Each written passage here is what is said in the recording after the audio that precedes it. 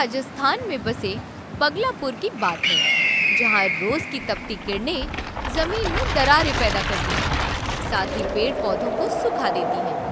लेकिन इन सब के बावजूद बगलापुर के आधे से ज्यादा लोग एक और बड़ी मुसीबत से परेशान थे, और वो मुसीबत थी पानी की मुसीबत थी। अरे मंगला, इतनी रात गए तुम मटका लेकर कहाँ जा रही हो? जी मैं कुएं से पानी लाने जा रही हूँ जी। क्या? अरे तुम पागल वागल हो गई हो क्या? तुम्हें अगर किसी ने देख लिया तो बेवजह बवाल खड़ा हो जाएगा, पता है ना? तो हो जाने दो जी, लेकिन घर में पानी की एक बूंद भी नहीं है। क्या मैं अपने बच्चों को प्यासा मरने दूं? नहीं, आप मुझे जाने दीजिए, छोड़िए।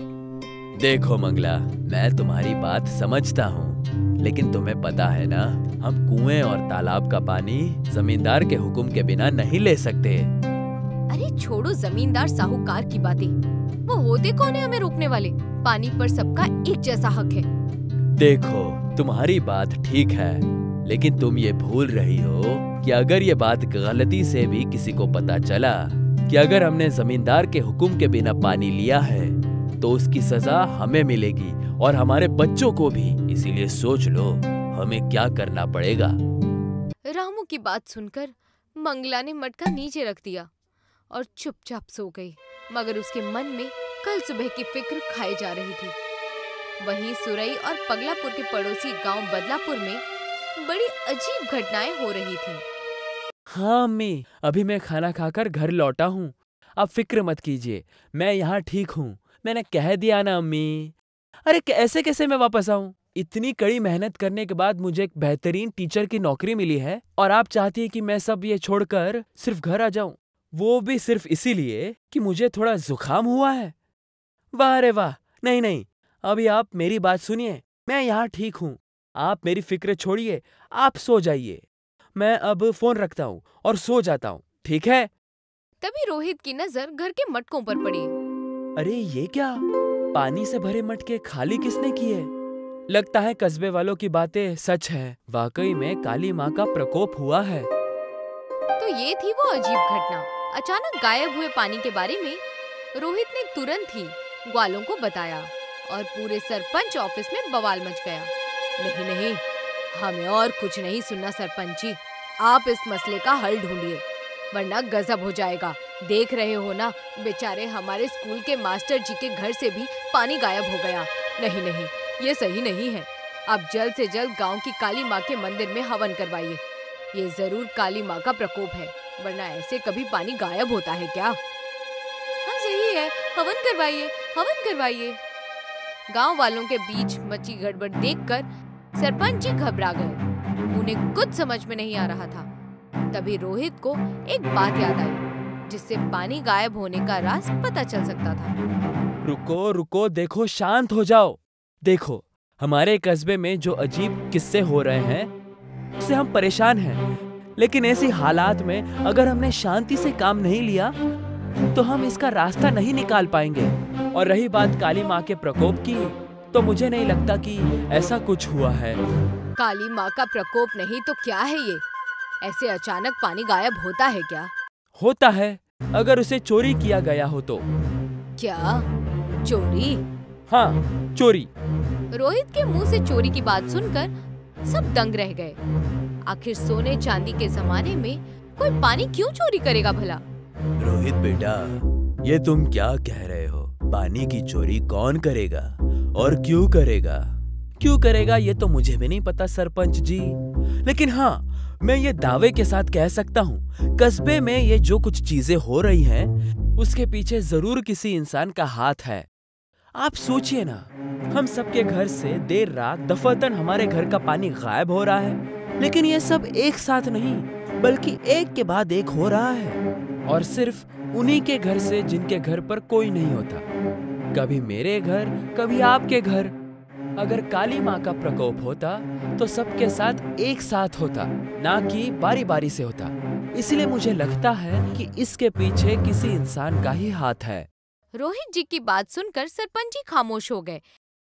साथ ही सभी गांव वाले भी रोहित से सहमत हो गए। अब शुरू हुआ खेल पानी चोर को पकड़ने का। अगली रात रोहित के कहने पर सरपंच जी ने अपने घर को ताला लगाकर बाहर जाने का नाटक किया और जैसा रोहित ने सोचा था वैसा ही हुआ। गांव का पानी चोर पकड़ा गया। नहीं नहीं, मुझे छोड़ दो, मुझे छोड़ दो, मैंने कोई गुनाह नहीं किया, मुझे छोड़ दो। हाय रे हाय, देखो तो कैसे मुंह उठाकर बोल रहा है, शर्म नहीं आती तुम्हें? छोड़ दो बोल रहा है। एक तो लोगों के घर का पानी चुराते हो और ऊपर से कहते हो कि मैंने कोई गुनाह नहीं किया। तुम्हें पता है तुमने कितना बड़ा पाप किया है? क्या पाप? नहीं नहीं, मैंने कोई पाप नहीं किया। मैंने जो कुछ भी किया वो मजबूरी में किया, मुझे माफ कर दो। लोगों के घर में घुसकर पानी चुराना इसमें कैसी मजबूरी है? बताता हूँ, सब बताता हूँ। इसकी शुरुआत 6 महीने पहले हुई, जब मैं अपने कर्ज की किश्त फिर से नहीं चुका पाया। क्या कहा? पैसे नहीं है? जी मालिक, पैसे नहीं है। इस महीने जितनी भी आमदनी हुई थी वो सारी मेरे बेटे राजू की बीमारी में खर्च हो गई, इसलिए इस बार भी मैं कर्ज की किश्त नहीं चुका सकता। देखो, मुझे ये नहीं सुनना। 5 साल से तुमने एक भी किश्त वक्त पर नहीं दी और पिछले कुछ महीनों से तो वो भी नहीं दे रहे हो। अगर ऐसे ही चलता रहा तो पता है ना क्या होगा। जी मालिक, जानता हूँ, लेकिन मैं क्या करूँ? मेरा बेटा 6 महीनों से बीमार है। कितना इलाज कराया फिर भी उस पर कोई असर नहीं हुआ, बल्कि उसकी हालत और भी बिगड़ती जा रही है। इसलिए मुझे नहीं लगता कि आने वाले कुछ महीनों में भी मैं आपको आपकी किश्त दे पाऊंगा। क्या? तुम किश्त नहीं दोगे? अब बस बहुत हुआ, तुम ऐसे नहीं मानोगे। अगर तुम नहीं चुका सकते तो पैसे क्यों लेते हो? नहीं, अब तो मैं अपना कर्ज तुमसे लेकर ही रहूंगा। आज से तुम इस कस्बे में किसी भी कुएं, तालाब या नदी का पानी नहीं ले पाओगे। तुम इस कस्बे का पानी नहीं पियोगे और अगर पीना हो तो उसके पैसे देने होंगे। क्या पैसे? नहीं नहीं मालिक, ऐसा मत कीजिए। मेरे बच्चे, बीवी और मैं, हम सब बिना पानी के मर जाएंगे। हम पर एहसान कीजिए मालिक, एहसान कीजिए। और इस तरह से जमींदार ने हमसे पैसे लेने आगाज कर दिए। क्या? ये सब गलत है, वो ऐसा नहीं कर सकते। कर सकते हैं, क्यों नहीं? गांव का कुआं, तालाब और नदी के आसपास की जमीन जमींदार के नाम पर है, इसलिए वो कुछ भी कर सकता है। शुरुआत के दिन तो ठीक थे। जमींदार ने एक बार 500 रुपए लिए, लेकिन आहिस्ते आहिस्ते उसकी क्रूरता बढ़ती गई और उसने पैसे बढ़ाने शुरू किए। कभी 500 से 1000, 1000 से 2000, 2000 से 3000, अब सीधा 5000 रुपए। मेरा बेटा राजू बीमार है, मेरी सारी आमदनी उसके इलाज में खत्म हो जाती है। इसमें ये सब मैं नहीं दे सकता। इसलिए मैंने सोचा कि अगर अपने कस्बे से नहीं तो किसी और कस्बे से पानी ले आता हूँ। इसीलिए मैंने चोरी करने आगाज की। वैसे मैं यहाँ कुएं से पानी ले सकता था, लेकिन मुझे खौफ था कि ये बात जमींदार को पता चल गई तो वो हमारा जीना मुश्किल कर देगा। इसलिए ये सब मेरी मजबूरी थी। रामू की कहानी सुनकर पूरा बदलापुर हक्का बक्का रह गया। सब सुनकर सन्न रह गए। तभी रोहित ने रामू की मदद करने का फैसला किया। रामू, हमें माफ कर दो।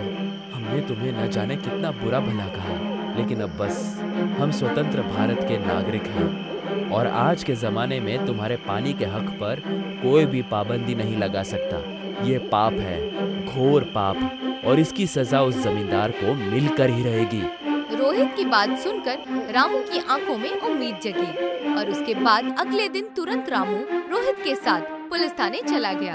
उसने जमींदार के क्रूरता के खिलाफ शिकायत दर्ज की, जिसके चलते पुलिस ने तुरंत उस जमींदार को पकड़कर जेल के अंदर डाल दिया और साथ ही रोहित की मदद से रामू का कर्ज भी माफ करवा दिया।